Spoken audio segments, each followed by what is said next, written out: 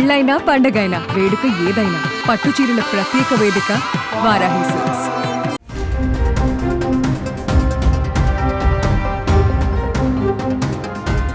దక్షిణ కాశ్మీర్లోని పుల్వామాలోని త్రాల్లో భారత సైన్యం మరియు జమ్మూ అండ్ కే పోలీసుల భద్రతా ఆపరేషన్లో హతమయ్యే ముందు పాకిస్తాన్ స్పాన్సర్ చేసిన ఉగ్రవాది జైషే మహమ్మద్ కు చెందిన అమీర్ నజీర్ వానీ తన కుటుంబానికి ఫోన్ చేశాడు.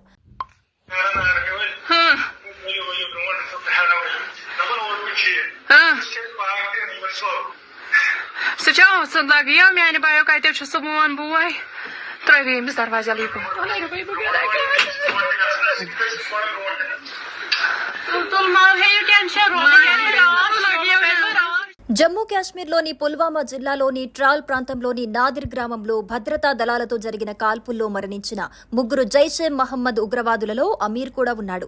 ఈ ఎన్కౌంటర్లో మరణించిన ముగ్గురు ఉగ్రవాదులను ఆసిఫ్ అహ్మద్ షేక్, అమీర్ నజీర్ వానీ మరియు యావర్ అహ్మద్ భట్గా గుర్తించారు. వీరందరూ జమ్మూ కాశ్మీర్లోని పుల్వామా జిల్లాకి చెందినవారు.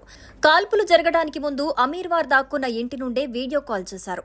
అమీర్ తల్లి మరియు అతని సోదరి వీడియో కాల్లో అతనితో మాట్లాడారు. అతను ఆసిఫ్ సోదరితో కూడా మాట్లాడాడు. ఆమె తన సోదరుడి గురించి ఆరా తీసింది. భద్రతా దళాలు ఈ ఉగ్రవాదులను లొంగిపోవాలని కోరుకున్నాయి. కానీ లొంగిపోయే బదులు వారు జవాన్లపై కాల్పులు జరిపారు. దీంతో ఎన్కౌంటర్లో హతమయ్యారు.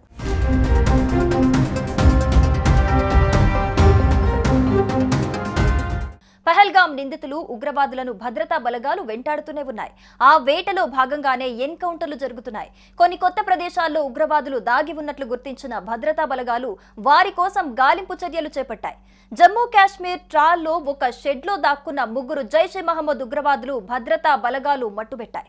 ఉగ్రవాదులను డ్రోన్తో గుర్తించి మరీ వెంటాడి వేటాడి భద్రతా దళాలు కసితీరా చంపాయి. ఉగ్రవాదుల ఈ చివరి క్షణాలను డ్రోన్తో లైవ్ వీడియోలు తీశారు.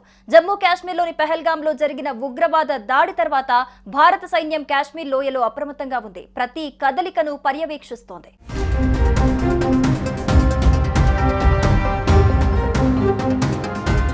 దక్షిణ కాశ్మీర్లోని పుల్వామా జిల్లాలోని త్రాల్లోని నాదిర్ గ్రామంలో భద్రతా దళాలు కార్డన్ సెర్చ్ ఆపరేషన్ ప్రారంభించాయి.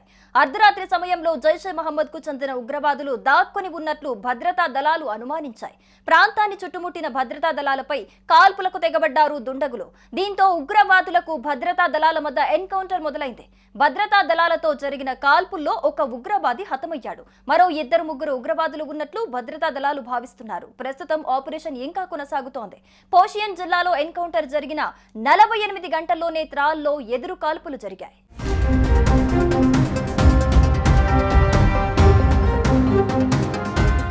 సుమన్ టీవీలో మీ పర్సనల్ అండ్ బిజినెస్ ప్రమోషన్స్ కోసం కింది నెంబర్కి కాంటాక్ట్ చేయండి.